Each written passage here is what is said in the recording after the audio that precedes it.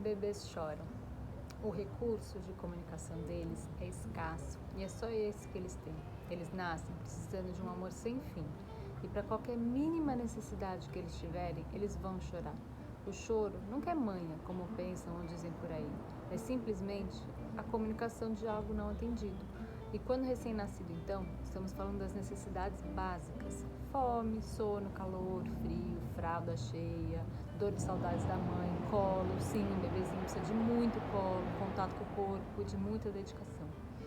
O choro deles não deve ser repreendido, e sim acolhido. Eu percebo que muitos pais agem pelo julgamento dos outros e não pelo que eles pensam de verdade. Eu falo isso porque quando eu digo que eu não deixo meu filho chorar, muitos olhares incrédulos se voltam para mim.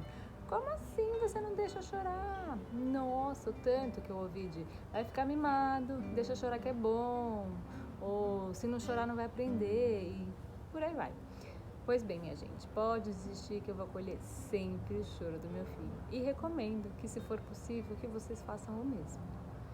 No comecinho, eu fazia isso muito por instinto, por respeitar o que meu coração dizia de mãe, pouco importando para todos os julgamentos, as frases de efeito, os olhos de reprovação, quando eu ia correr para atender e etc. Vez ou outra, por muita pressão dos outros, eu até cheguei a questionar se deveria mesmo deixar chorar para dormir, por exemplo. E deixei uma única vez, mas foi só um pouquinho porque eu não aguentei. E inclusive eu me arrependo amargamente. Foi até para evitar a discussão com o marido, que no começo acreditava nisso, depois mudou de opinião através da minha argumentação e dedicação, porque eu sempre fui eu que coloquei para dormir e que levantava todas as madrugadas. Então, quantas vezes fosse preciso, sem pedir nada para ninguém ou ajuda. E a gente nunca teve babá. Então, o trabalho era todo meu dessa parte e nunca me lamentei e reclamei. Mas tenho enorme gratidão por ele ter entendido e concordado. Facilita demais a relação do casal. Mas tirando essa única exceção, sempre dei colo ao choro e muito amor. E depois, conforme fui me jogando nos estudos de educação mais atuais e tal, algo que se tornou um tanto quanto viciante e delicioso para mim, tanto que eu tô aqui, é muito legal entrar nesse processo de criação mais consciente e autoconhecimento. É realmente viciante. Enfim, eu confesso que me deu um enorme prazer ver que eu estava correta. A maior parte das pessoas ainda não entende que devemos acolher os sentimentos da criança, assim como devemos também acolher os nossos. É importante entender o que está por trás daquele choro, daquele sentimento, porque na verdade, para a criança, o choro representa um sentimento ou uma necessidade não atendida. E ao acolher esse choro, não significa que a gente vai fazer o que o bebê ou a criança quer ou pede chorando, não é isso. Mas sim que vamos buscar uma empatia ali, reconhecer e validar o que ele está sentindo. E depois de deixarem de ser tão bebês, os adultos ainda vêm, ao ver uma criança chorar, começam a dizer: ah, isso aí não é motivo para chorar. Ai, que drama, para de chorar. Quando não é pior, eles já mandam: você quer motivo de verdade para chorar? Eu vou te dar um. Não é que a gente vai dizer, não é a gente que vai dizer se está certo ou errado a criança chorar, se é certo ou errado o que ela está sentindo. Quando fazemos isso, é lá dentro, nossas feridas, lá no inconsciente, dizendo: pô, eu tô aqui cheia de motivo para chorar e não tô chorando e você vem com esse drama aí por nada. Quando na verdade eu deveria olhar para mim, para minha dor e me acolher, chorar se possível inclusive, porque quanto mais lágrimas eu seguro na vida, mais eu teria a tendência de reprimir o choro do meu filho. Entende? Por que toda hora nos meus posts eu falo que para a criação o autoconhecimento vem junto? Não temos que ter medo de sentir as emoções. As emoções são sempre boas, mesmo as vistas como ruins. São simplesmente emoções e se estão batendo aí, são para ser sentidas. Quando a gente fala para uma criança: olha, se você ficar cheirando, eu vou embora e te deixar aí. Sabe o que a gente está falando para aquele pequeno ser em desenvolvimento? Que por ele chorar, ele vai perder as pessoas que mais ama. É muito forte isso.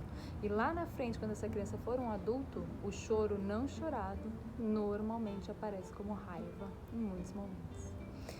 Quando a gente se irrita muito com o choro dos outros, é hora de parar e olhar para dentro, porque o problema é com a gente. Se eu não ouvisse o meu coração e não fosse leal ao meu instinto, talvez eu teria deixado meu filho chorar muitas vezes, pelo simples julgamento das pessoas e por repetir comportamentos automaticamente sem questionar.